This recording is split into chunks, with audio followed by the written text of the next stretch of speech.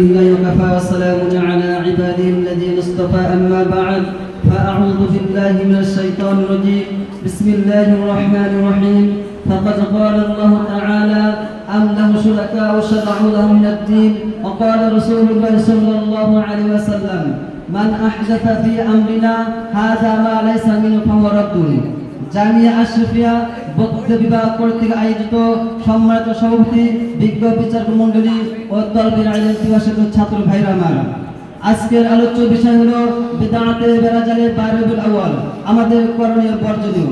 প্রিয় সুধী, আল্লাহ রাসূল সাল্লাল্লাহু আলাইহি সাল্লাম দুনিয়ার আগমন করার পর কুসংস্কার মূলোৎপাটন করে গেলেও কার্যক্রমে ৩০ শতাব্দীর পর থেকে বিদআত কুসংস্কার চলে হয়। সেই ধারাবাহিকতা ৬০৪ হিজরি সনে ৬০৪ হিজরি সনে আবার এই ৬০৪ হিজরি সনে ইরাকের মুসলিম শহর বাদশা আবু সাঈদ মুজাফফর উমার ইবনে দিহিয়া উমর ইবনে খাত্তাব হুজুর সাল্লাল্লাহু আলাইহি ওয়াসাল্লাম উপলক্ষে জন্মদিন উপলক্ষে কেন্দ্র করে ঈদ মিলাদুন নবী রচনা করেন। সেই দিন থেকে ঈদ মিলাদুন নবী আখ্যায়িত হয়েছিল। একটি শ্রেণী মিলাদ মাহফিল জশ্নে জুলুসের মাধ্যমে তারা বিদআত চালু করে, এটা জায়েজ নয়। তাই উলামায়ে কেরামের মধ্যে মতভেদ রয়েছে হুজুর সাল্লাল্লাহু আলাইহি ওয়াসাল্লামের জন্ম তারিখের মধ্যে। অথচ হাদিসে কোরআনে রবিউল আউয়ালে লক্ষ লক্ষ টাকা খরচ করে মিলাদ মাহফিল জশ্নে জুলুসের মাধ্যমে ঈদ মিলাদুন নবী পালন করা জায়েজ নয়।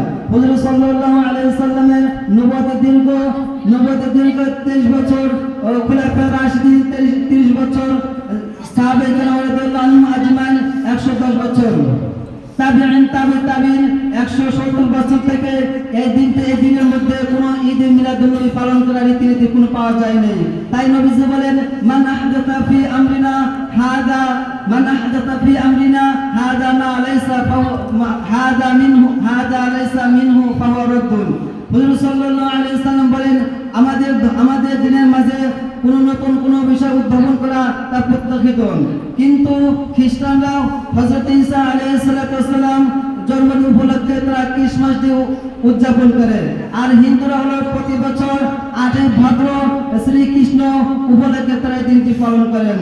কিন্তু হুজুর সাল্লাল্লাহু আলাইহি সাল্লামের এই জন্মদিন উপলক্ষে ঈদ মিলাদুন নবী কোনো ইসলামেতে পাওয়া যায়নি। তাই ঈদ মিলাদুন নবী এটা একটা নিন্দনীয় কাজ। ঈদ হলো দুই প্রকার, এক নম্বর হলো ঈদুল ফিতর, 2 নম্বর হলো ঈদুল আযহা, 3 নম্বর ঈদ কোনো ইসলামেতে নাই। তাই নবীজি বলেন মান তাশাব্বা বিকওমিন ফাহুয়া মিনহু, যে ব্যক্তি যে কওমের অনুসরণ করবে হাশর ময়দানে সে দলের অন্তর্ভুক্ত হবে।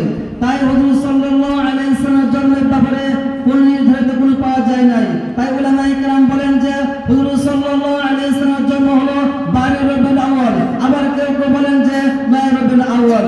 কিন্তু হুজুর সাল্লাল্লাহু আলাইহি ওয়াসাল্লামের জন্ম হলো সিরাজগঞ্জ তারিকুল মাকতুম, সেখানে উল্লেখ আছে যে হুজুর সাল্লাল্লাহু আলাইহি ওয়াসাল্লামের জন্ম 571 খ্রিস্টাব্দ 9 রবিউল আউয়াল 20 এপ্রিল জন্মগ্রহণ করেন। কিন্তু তারা ঈদ মিলাদুন নবী এটা জশ্নে জুলুসের মাধ্যমে এটা পালন করে তারা বিদআত চালু করেছে। তারা ভণ্ড পীর দাবিদার আশিক রাসূল তারা দাবি করে, কিন্তু তারা নিজেরা মনে করে যে আমরা আশিক রাসূল, কিন্তু না, তারা ঈদ মিলাদুন নবীর নামে তারা গান বাজনা তবলা এগুলো বাজাচ্ছে, কিন্তু এগুলো বিদআত। মহান রব্বুল আলামিন আমাদেরকে এই সকল থেকে কাজ হেফাজত করার তৌফিক দান করেন।